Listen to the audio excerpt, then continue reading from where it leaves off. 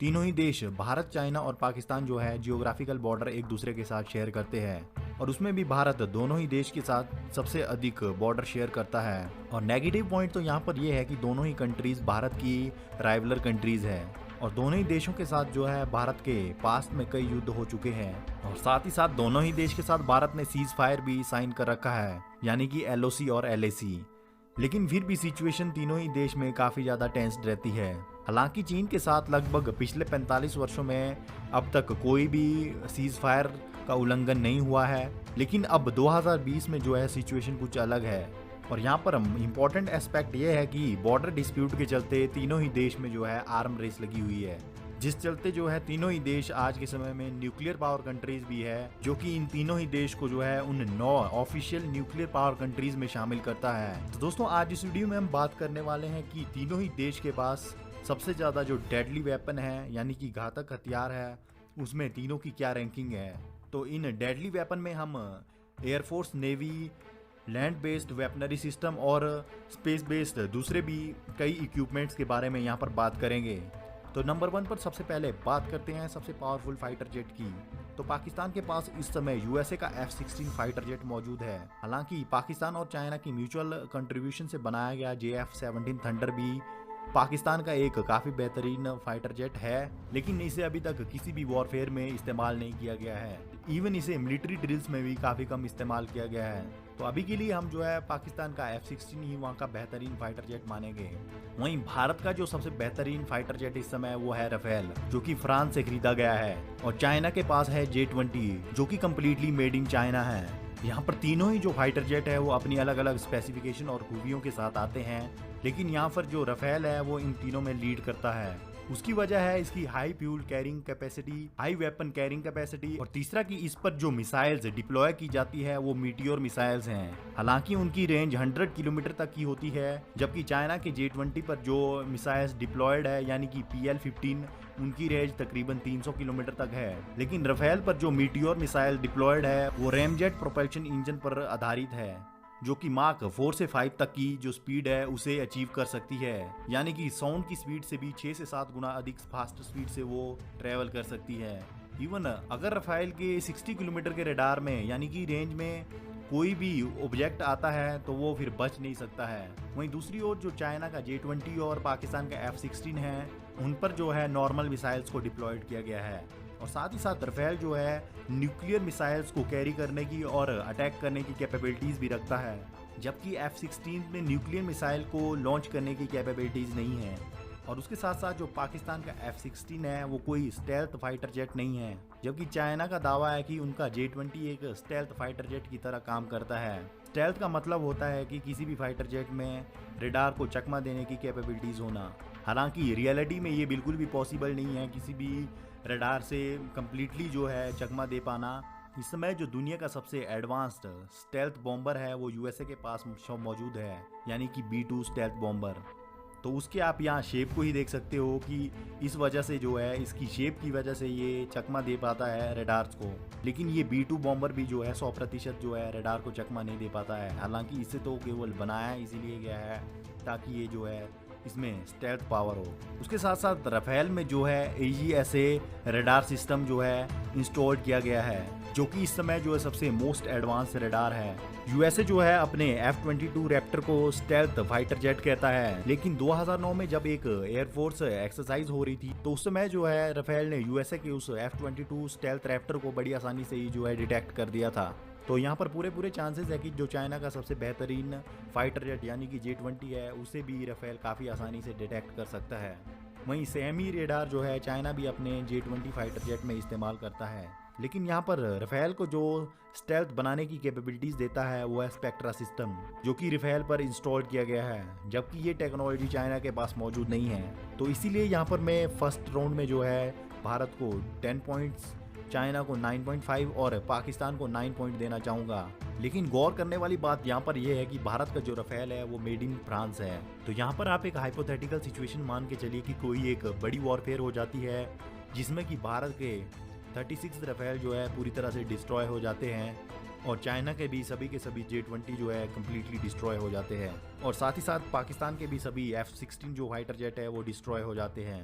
तो भारत और पाकिस्तान को यहाँ पर दोनों ही देश को जो है दूसरी कंट्रीज पर डिपेंड होना पड़ेगा, जैसे कि भारत को फ्रांस पर और पाकिस्तान को यूएसए या फिर चाइना पर।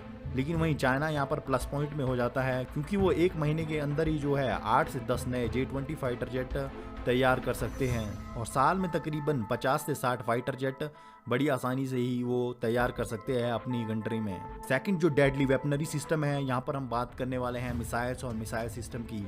इस मामले में यहाँ पर चाइना जो है भारत और पाकिस्तान से कोसों दूर आगे है। भारत के पास मोस्ट पावरफुल मिसाइल जो है अग्नि 5 है और पाकिस्तान के पास शाहीन 3, और वहीं चाइना के पास इस समय डोंगफेंग 41 यानी कि DF-41 मौजूद है। यहाँ पर टेंशन की बात मिसाइल्स नहीं है, क्योंकि सभी देश के पास मिसाइल्स कैपेबिलिटी इतनी है कि वो दूसरे देश तक बड़ी आसानी से पहुंचा सके। लेकिन फिर भी मैं आप लोगों को जो है तीनों ही देश की जो मिसाइल रेंज है उन्हें बता देता हूँ। पाकिस्तान की शाहीन 3 की मिसाइल रेंज तकरीबन 2700 किलोमीटर है, वहीं भारत की अग्नि 5 की तकरीबन 5500 से 8000 किलोमीटर तक की है, और चाइना की जो DF-41 मिसाइल रेंज है वो तकरीबन 15000 से 16000 किलोमीटर तक है, जो कि लगभग पूरी दुनिया के किसी भी कॉर्नर को जो है टारगेट बना सकती है। यहाँ पर जो है पाकिस्तान दोनों ही देश से पीछे हो जाता है, क्योंकि पाकिस्तान के पास जो है एयर टू लैंड और sea to land nuclear missiles target capabilities नहीं है। वहीं भारत और चाइना के पास तीनों ही सिचुएशन में न्यूक्लियर मिसाइल लॉन्च करने की कैपेबिलिटीज है, यानी कि जमीन से जमीन पर, हवा से जमीन पर, हवा से हवा में, और समुद्र से समुद्र में, और समुद्र से जमीन पर अटैक करने की कैपेबिलिटीज है। लेकिन यहाँ पर चाइना को जो प्लस पॉइंट देता है, यानी कि उन्हें सुपीरियर बनाता है, वो है रशिया का मिसाइल सिस्टम यानी कि S-400, जो कि चाइना के पास इस समय 2 S-400 मौजूद है। S-400 की पावर को आप इस चीज से समझ सकते हो कि अगर लद्दाख रीजन में इस समय एक भी S-400 को डिप्लॉय कर दिया जाए तो भारत की जो एयरफोर्स है वो किसी काम की नहीं रह जाती है, क्योंकि S-400 मिसाइल सिस्टम जो है वो लगभग 400 किलोमीटर की रेंज में आने वाले किसी भी फ्लाइंग ऑब्जेक्ट को डायरेक्टली टारगेट बना सकता है, यानी कि उसका बच पाना लगभग नामुमकिन ही है। वहीं भारत को जो है 2021 के अंत तक पहला S-400 मिसाइल सिस्टम रशिया से मिलेगा, लेकिन तब तक जो है भारत इस मामले में चाइना से पीछे ही है। तो इस राउंड में मैं चाइना को 10 पॉइंट्स और भारत को 8.5, वहीं पाकिस्तान को 7.5 देना चाहूंगा। अब बात करते हैं तीसरे सबसे डेडली वेपनर सिस्टम के बारे में। लेकिन इस पॉइंट में आगे बढ़ने से पहले मैं एक बात आपको क्लियर कर देना चाहता हूं कि आज के समय में जो है इस बात से कोई फर्क नहीं पड़ता है कि आपके पास कितनी बड़ी आर्मी है, बल्कि फर्क पड़ता है कि आपके पास नेवी और जो एयरफोर्स है वो कितनी ज्यादा स्ट्रॉन्ग है और टेक्नोलॉजिकली कितनी ज्यादा एडवांस है।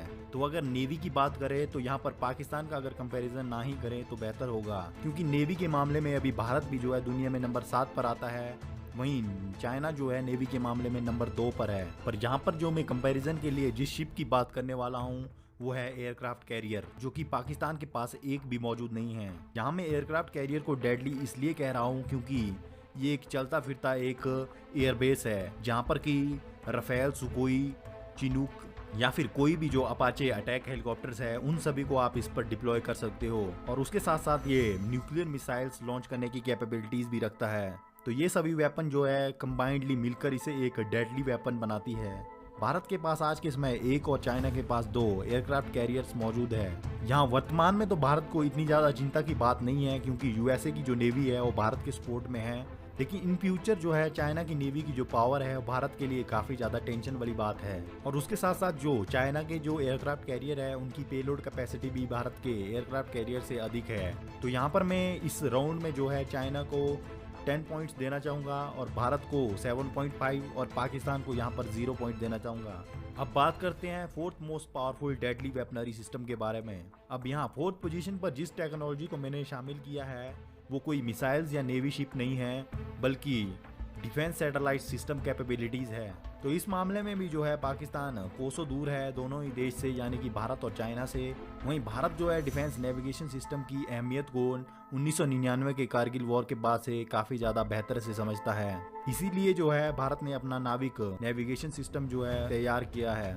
उसके साथ साथ भारत के पास जो है कार्टोसैट सीरीज के रिमोट सेंसिंग सैटेलाइट नेविगेशन के लिए मौजूद है। इवन भारत के जो कार्टोसैट 3 सीरीज के सैटेलाइट्स है उस पर तो इस समय दुनिया का सबसे एडवांस्ड हाई रेजोल्यूशन कैमरा मौजूद है, जिससे कि भारत अपने आस पड़ोस और बॉर्डर वाले सभी रीजन्स पर कड़ी निगरानी रख सकता है। वहीं चाइना का बाइडू जो नेविगेशन सिस्टम है वो भारत से काफी ज्यादा एडवांस है। ऑलमोस्ट ग्लोबली उसकी पूरी तरह से रीच है। और चाइना में जो लोग हैं वो यूएसए के जीपीएस सिस्टम को नहीं बल्कि चाइना के बाइडू नेविगेशन सिस्टम को यूज करते हैं। वॉर की सिचुएशन में जो है एनिमी की लोकेशन को पता करने में सैटेलाइट काफी बड़ी भूमिका निभाते हैं। इवन एट प्रेजेंट आप लोग जो भी ये गलवान वैली में या फिर पोंगेंग लेक के साथ मिलिट्री एक्टिविटीज को अपने टीवी पर या फिर कहीं भी न्यूज़पेपर्स पर देखते हो, वो सभी सैटेलाइट इमेजेस ही होती है। तो यहाँ पर वैसे ग्लोबल रीच के हिसाब से तो चाइना भारत से आगे है, लेकिन अगर टेक्नोलॉजी के हिसाब से देखें तो दोनों ही कंट्री के पास लगभग एक बराबर सी टेक्नोलॉजीज मौजूद है। तो इस राउंड में मैं चाइना को 10 पॉइंट्स देना चाहूंगा, वहीं भारत को 9.5। वो भी जस्ट बिकॉज इसलिए क्योंकि भारत जो है अर्थ के कम रीजन को स्कैन कर सकता है, वहीं उसके मुकाबले में चाइना जो है पूरी धरती को स्कैन कर सकता है। और पाकिस्तान को इस राउंड में मैं 3 पॉइंट्स देना चाहूंगा, वो भी केवल इसलिए क्योंकि चाइना जो है पाकिस्तान को शॉर्ट कोऑर्डिनेशन प्रोवाइड कर सकता है नेविगेशन के मामले में। अब नंबर 5 पर जो मोस्ट डेडली वेपनरी सिस्टम है वो है एंटी बैलिस्टिक मिसाइल सिस्टम। तो दोस्तों इस समय दुनिया में मात्र 4 ही ऐसे देश है जिनके पास की ICBM यानी कि इंटरकॉन्टिनेंटल बैलिस्टिक मिसाइल सिस्टम को इंटरसेप्ट करने की कैपेबिलिटीज मौजूद है। ICBM का मतलब है कि किसी दूसरे महाद्वीप से आने वाली मिसाइल्स को जिसकी मिनिमम रेंज 5500 किलोमीटर हो या फिर उससे अधिक हो, उन सभी मिसाइल सिस्टम को जो आसानी से इंटरसेप्ट करे और उन्हें डिस्ट्रॉय करने की कैपेबिलिटीज भी रखता है। तो ऐसे केवल 4 ही देश है और उनमें शुमार है रशिया, यूएसए, इजराइल और भारत। इसे आप ऐसे समझिए कि कोई अगर अफ्रीका कॉन्टिनेंट से भारत पर मिसाइल लॉन्च कर दे तो भारत का जो ABM anti ballistic missile system technology है उसके रडार उसे लगभग 2000 किलोमीटर की रेंज में ही काफ़ी आसानी से डिटेक्ट कर लेंगे। और उसके बाद जब वो मिसाइल जो है भारत के एयर एरिया में जो है एंटर करेगी तो भारत की एंटी बैलिस्टिक मिसाइल सिस्टम यानी कि पृथ्वी 70 से 80 किलोमीटर की ऊंचाई पर ही उस मिसाइल को डिस्ट्रॉय कर देगी और भारत के बड़े शहरों को जो है मिसाइल अटैक से बचा सकेगी। अभी के लिए ये सिस्टम जो है भारत के 2 बड़े शहर यानी कि दिल्ली और मुंबई में ही डिप्लॉय किया गया है और आने वाले समय में जो है हो सकता है कि भारत के दूसरे बड़े शहर में भी इसे डिप्लॉय कर दिया जाए। अब ऐसा नहीं है कि चाइना के पास जो है ये टेक्नोलॉजी नहीं है। एंटी बैलिस्टिक मिसाइल सिस्टम जो है इन सभी 4 देशों के अलावा चाइना, यूके, फ्रांस, इटली और जापान के पास भी मौजूद है, लेकिन उनके पास जो है इंटरकॉन्टिनेंटल बैलिस्टिक मिसाइल को इंटरसेप्ट करने की कैपेबिलिटीज नहीं है। यानी कि छोटे लेवल पर वो अटैक को रोक सकते हैं, उनके पास उतनी क्षमता है। जैसे कि चाइना के पास S-400 भी एक एंटी बैलिस्टिक मिसाइल की तरह ही काम करता है, लेकिन उसकी रेंज फिर भी 400 से 600 किलोमीटर तक ही है। वहीं तीसरी तरफ अगर देखें पाकिस्तान के पास तो ऐसी कोई भी टेक्नोलॉजी मौजूद नहीं है। यानी कि कल दिन अगर भारत कराची, इस्लामाबाद, लाहौर पर मिसाइल अटैक कर दे, पाकिस्तान जो है उन अटैक को चाहकर भी नहीं रोक पाएगा। जबकि भारत जो है अपने बड़े शहर पर किए गए अटैक जैसे कि मुंबई या दिल्ली पर अगर कोई मिसाइल अटैक होता है तो उसे रोक सकता है और उनकी मिसाइल्स को हवा में ही डिस्ट्रॉय कर सकता है। तो इस राउंड में जो है मैं भारत को 10 पॉइंट्स देना चाहूंगा, जबकि चाइना को 7 और पाकिस्तान को 0। तो हम अगर सभी पॉइंट्स का सम अप करें तो यहाँ पर भारत के 44.5 पॉइंट्स बनते हैं, पाकिस्तान के 19.5 और चाइना के 47 पॉइंट्स। तो यहाँ पर आप देख सकते हो कि दोस्तों इस लिस्ट में जो है चाइना 47 पॉइंट्स के साथ टॉप कर रहा है, वहीं भारत जो है 44.5 पॉइंट्स के साथ दूसरे नंबर पर है। मेजरली यहाँ पर चाइना जो है अपनी नेवी और बैलिस्टिक मिसाइल्स के चलते जो है लीड कर रहा है, वहीं पाकिस्तान जो है दोनों देश के मुकाबले आते पर भी नहीं है, यानी कि नियरली 19.5 पॉइंट्स हासिल हुए हैं। तो दोस्तों ये था इस वीडियो का पूरा एनालिसिस। तो दोस्तों आपकी क्या राय है तीनों ही देश की वेपनरी सिस्टम और टेक्नोलॉजी के बारे में, प्लीज कमेंट सेक्शन में लिखकर जरूर बताइएगा। अगर आपको वीडियो पसंद आई हो तो इस वीडियो को लाइक और शेयर जरूर करें। इसी तरह की इंटरेस्टिंग वीडियोस देखने के लिए हमारा इस चैनल को सब्सक्राइब करें। इस वीडियो को अंत तक देखने के लिए आप सभी का बहुत बहुत धन्यवाद। जय हिंद, वंदे मातरम।